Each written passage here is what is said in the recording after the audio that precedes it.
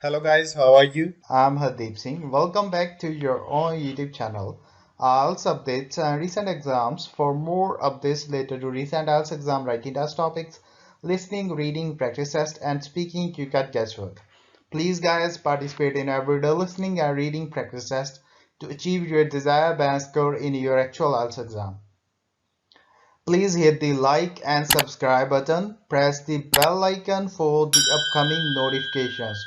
Don't forget like, subscribe and share my YouTube channel and my Facebook page, IELTS updates and recent exams. Part 1. You are going to hear a radio program about sport. First, you have some time to look at questions 1 to 4.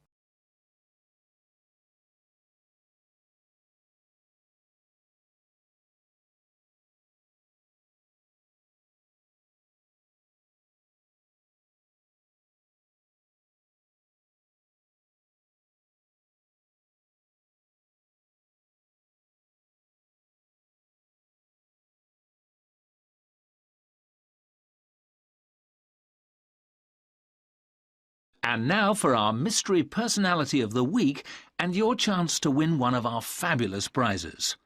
Last week's competition generated a huge response, and the first 5 answers pulled out of the bag will receive £100 worth of sports clothes vouchers. And if you didn't win last week, here's another chance. And this week's prize is even bigger. We're giving away 10 prizes of £250 worth of book, music and clothes vouchers to mark the first anniversary of the show on the air.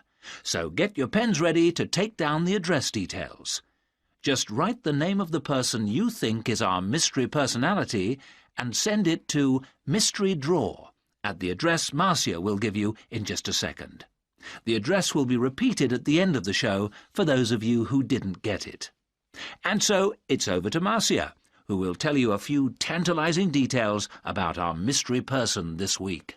Thanks, Mike. Well, here goes. Our mystery person this week is a very well-known footballer who plays for a famous club and has also played for his national team. He is very talented and is enormously popular, especially for the part he played in a famous footballing victory. And 2 clues. He hasn't got a famous wife, and he speaks French. If you think you know who it is, then pop the answer on a postcard and send it to Mystery Draw, P.O. Box 5110, London SE1 5LE. That's P.O. Box 5110. And please don't forget to write your name and address too. And now it's back to Mike. Before you hear the rest of the conversation, you have some time to look at questions 5 to 10.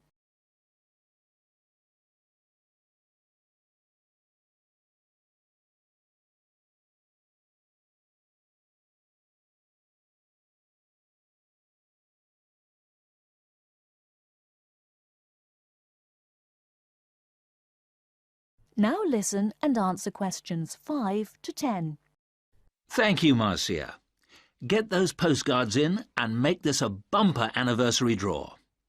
Now, if you remember, last week on the show, we talked to the organiser of a new group set up to help young people up to the age of 20 to get involved in activities like horse riding, tennis, scuba diving, cycling, or any form of sport which involves some kind of expense. John Tebbit, the organiser, rang us to say that the response to his appeal on the show was staggering. A large number of people, both young and old, have offered their services free as volunteers. The whole thing has been overwhelming. John said that they had also had numerous offers of help throughout the country to use facilities free of charge. As if that was not enough, they've received many donations, including several rather large gifts of more than £5,000. On behalf of John Tebbit, and also of those who will benefit from the generous gifts to the Trust, I would like to say thank you. This week, we're going to talk to a very unusual athlete indeed. Patrick, who is 20 years of age, has been wheelchair-bound for the past 5 years after a motorcycle accident left him paralysed from the waist down. This has not stopped this young man from getting out and about. He's an inspiration to all of us. Patrick has excelled in archery, beating the best in the field. So much so that he has won sponsorship from leading sports manufacturers, which has now enabled him to devote more time to perfecting his skills. So I would like to introduce you to Patrick, who is going to tell us what this sponsorship means to him. That is the end of part 1. You now have half a minute to check your answers.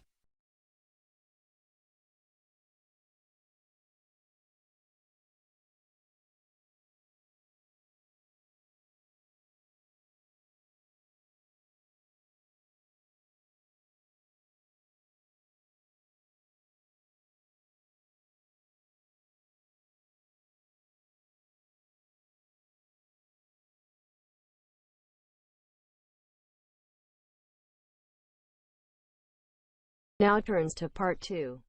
You will hear 2 university students, Phil and Stella, talking to their tutor about their research project.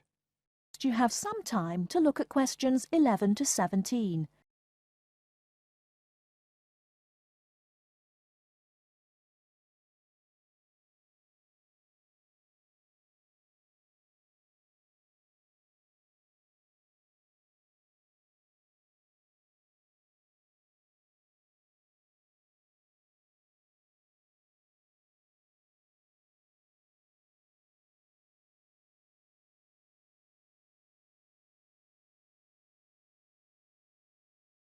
Now, listen carefully and answer questions 11 to 17. Come in. Ah, yes, Stella. Is Phil there too? Good. Come on in. OK, so you're here to discuss your research project. Have you decided what to focus on? You were thinking of something about the causes of mood changes, weren't you? Yes, but the last time we saw you, you suggested we narrowed it down to either the effects of weather or urban environment. So we've decided to focus on the effects of weather. Right, that's more manageable. So your goal is, Phil? To prove the hypothesis, no, to investigate the hypothesis that the weather has an effect on a person's mood. Good. And what's your thesis, Stella? Well, our thesis is that in general, when the weather's good, it has a positive effect on a person's mood, and bad weather has a negative effect. Can you define your terms here? For example, what do you mean by good and bad? OK, well, good would be sunny, warm weather, and bad would be when it's cold and cloudy or raining. And how would you define an effect on a person's mood? What would you be looking to find? An effect on the way a person feels. A change in the way they feel? Like from feeling happy and optimistic to sad and depressed. Right. And what sort of weather variables will you be looking at? Oh, sunshine, temperature, cloudiness, precipitation, among others. It'll depend a bit what the weather's like when we do the survey. Fine. We'll talk about that in a minute. But first, what about background reading? I gave you some suggestions. Did you manage to read any of it? Yes. We read the Ross Vickers article, the one comparing the groups of American Marines training in summer and winter. That's quite relevant to our study. It was interesting because the Marines who were training in the cold winter conditions tried to cheer themselves up by thinking of warm places, but it didn't really work. Yes, they were trying to force themselves to have a positive mental outlook, but in fact it had the opposite effect, and they ended up in a very negative state of mind. And we found some more research by someone who wasn't on the reading list you gave us, George Whiteborn. He compared people living in 3 countries with very different climatic conditions. Actually, he looked at several things, not just the weather. But he found some people's reactions to bad weather were much worse than others, and it was linked to how stressed they were generally. The weather on its own didn't have such a significant effect on mood. And we looked at a paper by Haverton. Yeah, he broke weather up into about 15 or 16 categories and did qualitative and quantitative research. He found that humans respond to conditions in the weather with immediate responses, such as fear or amazement. But these responses can also be linked to associations from their earlier life, such as a particular happy or sad event. Did you have a look at Stanfield's work? Yes. It was interesting because the type of questions he asked was similar to what we were planning to use in our survey. Yes. He asked people how they were feeling on days with good and bad weather. He found the biggest factors seemed to be the humidity. Moods were most negative on days with a lot of rainfall. Long periods without sunshine had some effect, but nothing like as much. That could be quite a useful model for your project. Yes, we thought so too. Although we can't continue our survey for as long as he did. He did his over a 6-month period. Before you hear the rest of the talk, you have some time to look at questions 18 to 20.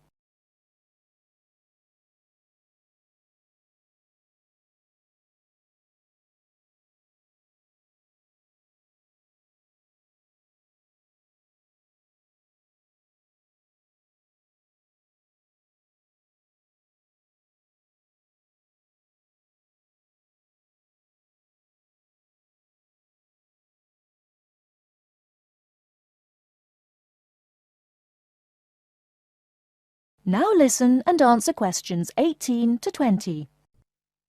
Right. Well, you've made quite a good start. So, where are you going from here? Well, we've already made the questionnaire we're going to use for the survey. It's quite short, just 8 questions. We're aiming to survey 20 people over a period of 3 months from October to December. We can't specify the actual dates yet because it depends on the weather.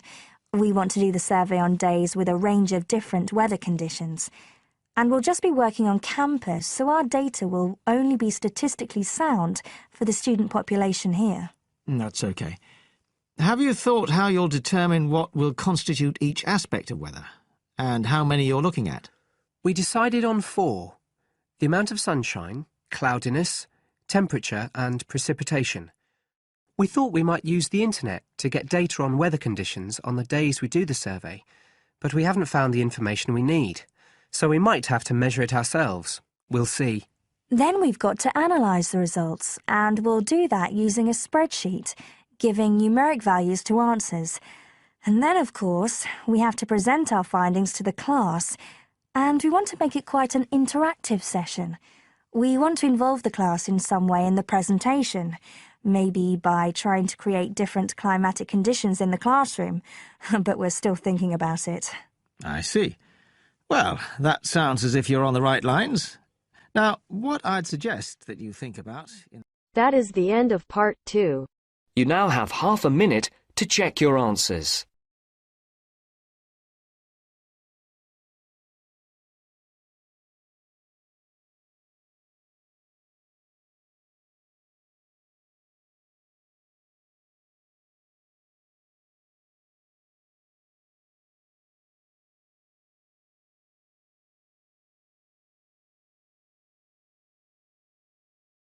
Now turns to part 3. Listen to somebody giving a talk about how setting goals can help you achieve more. First, you have some time to look at questions 21 to 24.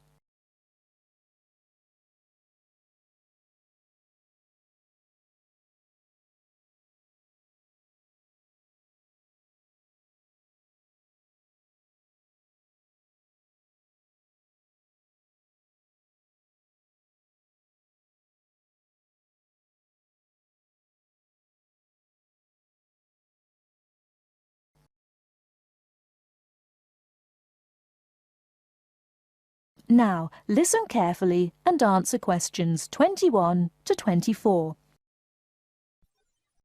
Good evening, everyone. It's good to see that so many people managed to make it. An achievement in itself when I'm sure you're all so busy. This evening, I'm going to talk with you about setting goals and how setting goals can help you understand what you really want to achieve. First, though, I'd like to start by saying what I think achievement actually means. I think some people think it's simply about being successful in a job or making money. But it certainly doesn't have to mean that. Achievement is simply accomplishing goals that you set for yourself, doing what you plan to do. And people might plan to do all sorts of different things. Achievement is about realizing your dreams. I would also like to say that to achieve, you must have belief. Belief that you can do whatever it is you want to do. There is more to achievement than simply wanting to do something. Anyone can say that they want something, but actually getting it is not so easy. To get it, you must believe that it is yours.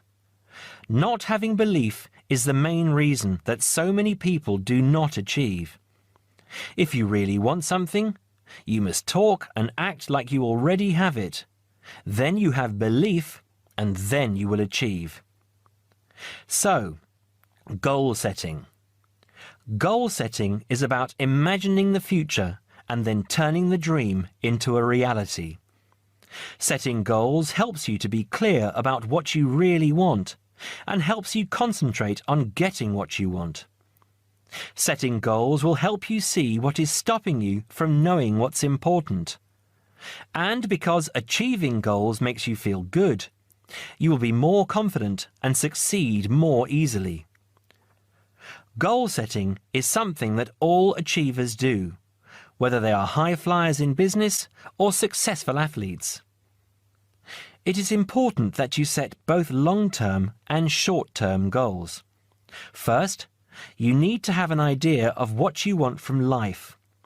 I call this the big picture.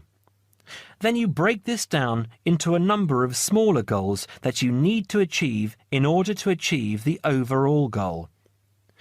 As I say, the first step is to see the big picture.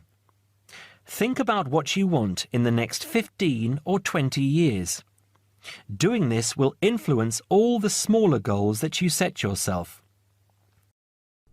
Before you hear the rest of the talk, you have some time to look at questions 25 to 30.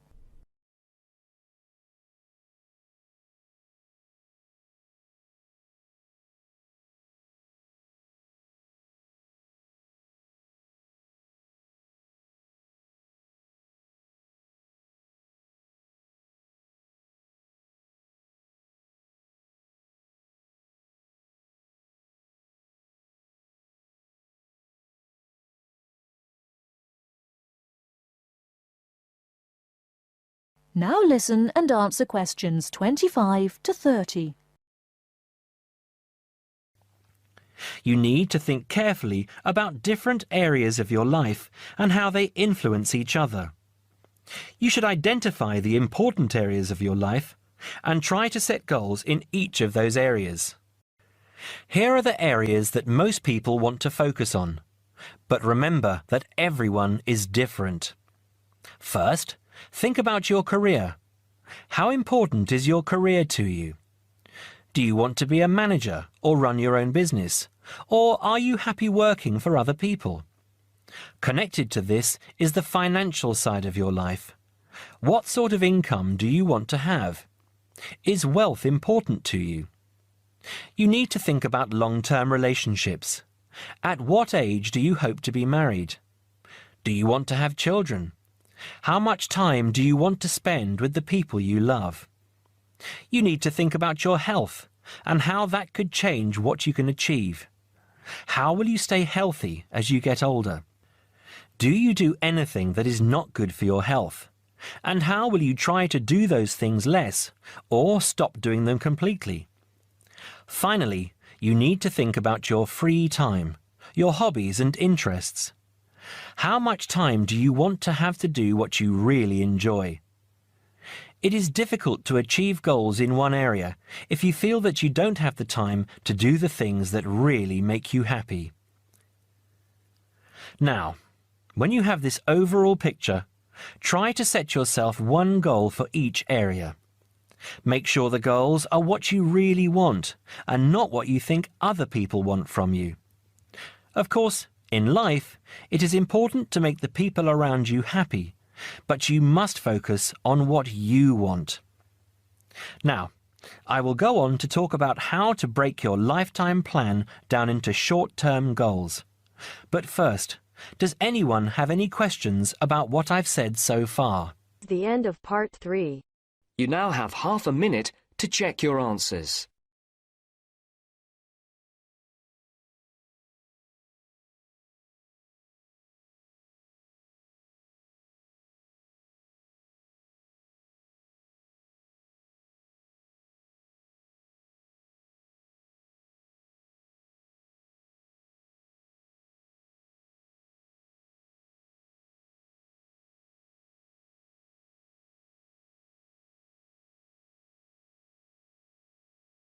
Now turns to part 4.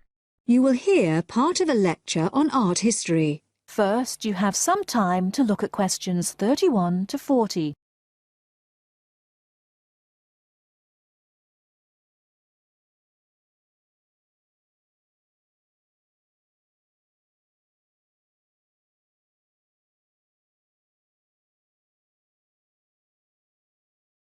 Now, listen carefully and answer questions 31 to 40. In the last lectures, we looked at the art of the ancient Egyptians, and then considered the art of other ancient Mediterranean civilizations, in particular Greece and Rome. We're now going to return to Egypt to consider a set of very unusual pictures known as the Fayum portraits. The Fayum is a lush green area about 100 kilometers west of Cairo. Following the conquest of Egypt by the Greek warrior Alexander the Great in 332 BC, large numbers of businessmen and officials who had come over from Greece settled in this fertile region with their families. They gradually adopted some features of Egyptian culture, including the practice of mummification, embalming the bodies of their dead and wrapping them in linen bandages in order to preserve them as mummies. The name actually comes from an Arabic word meaning an embalmed body. These newcomers made one distinctive innovation, though. After binding the mummy, they laid over the face a picture representing the person inside. The portraits look like oil on canvas, but they were actually produced using a technique called encaustic, where the artist applies pigmented wax to a wooden board with a small spatula. The Egyptologist William Petrie, who discovered many of these mummies with their accompanying portraits at the end of the 19th century, was convinced that they were actually done in the lifetime of the subject, rather than being painted after the person's death, as had been the case with older Egyptian paintings. He felt they were very different from the traditional stylized images that had been used on Egyptian mummy casings in previous centuries, and was convinced that they were actually portraits giving a realistic depiction of the person. He pointed out that the boards on which they were painted showed signs of having been cut down to size to fit within the mummy bandages. To him, this suggested that they may have originally been larger and been hung in the houses of the owners during their lifetimes. But more than a century after they came to light, nobody knew how far they were really depictions of real people, as against idealized portraits. Then a team from Manchester University decided to find out, by recreating the faces of Fayum mummies in clay and then comparing the reconstructions with the portraits. The team was provided with skulls from 2 Fayum mummies from the British Museum and given the information, based on X-rays and other evidence, that one of the mummies was of a 50-year-old man and the other was a woman in her early 20s. Armed only with this information, they set to work. First, they created copies of the skulls. Then they used clay to build up the facial muscles in order to reconstruct what the person looked like. After weeks of painstaking labour, 2 faces emerged. Only then were the 2 portraits revealed so that the match between the reconstructions and the portraits could be examined. In the case of the man, Both model and portrait showed a broad, flat face with a slightly hooked nose and a fleshy mouth with broad lips. But the man in the portrait was noticeable for his 5 o'clock shadow, the beard beginning to grow around his chin and on his cheeks. This would have been quite a recognizable feature of the man in real life, and an easy thing for the painter to copy. However, it wasn't something that the makers of the model could know about. In the reconstruction, the right eye was slightly higher than the left, and this was the same on the portrait. But on the portrait, the eyes were very large, which is standard with many of the Fayum portraits, while in the model they were longer and narrower. The portrait of the woman appeared to be even more of a standard type, with her large eyes, straight nose, and small mouth. These pretty feminine features suggested this could be an idealized woman's face, and yet it proved to match the reconstruction surprisingly closely. The proportions of the lower face corresponded, and so did those of the forehead, though in the portrait the eyes were closer together and larger than in the reconstruction. And in both cases, the head was set on a solid neck, suggesting a more powerful physique than you might have expected from these delicate features. So, overall, the similarities between the portraits and the models are too close to be accidental. The artists may have started from a standard picture, but attempts were made to modify this to reflect the characteristics of the subject, what gave the face its personal qualities. Obviously, this isn't much of a sample upon which to judge an entire genre of portraiture, but the researchers are convinced that, on the whole, the artists aimed to represent their subjects as they appeared in real life, whether this was flattering to them or not. That is the end of part 4. You now have half a minute to check your answers. So guys, don't forget like, subscribe and share my YouTube channel and my Facebook page. IELTS updates and recent exams. For more updates related to recent IELTS exam writing test topics, listening, reading, practice test and speaking, you got guesswork. Please guys, participate in everyday new IELTS listening and reading practice tests to achieve your desired band score in your actual IELTS exam. For more IELTS material, visit my official website www.ieltsupdatesandrecentexams.com. The link is given below in the description. If you need PDF files of latest IELTS material, then please join my Telegram channel. So guys, please write your score below the comment section. Again, thanks for listening. God bless you all guys. Stay tuned, stay safe.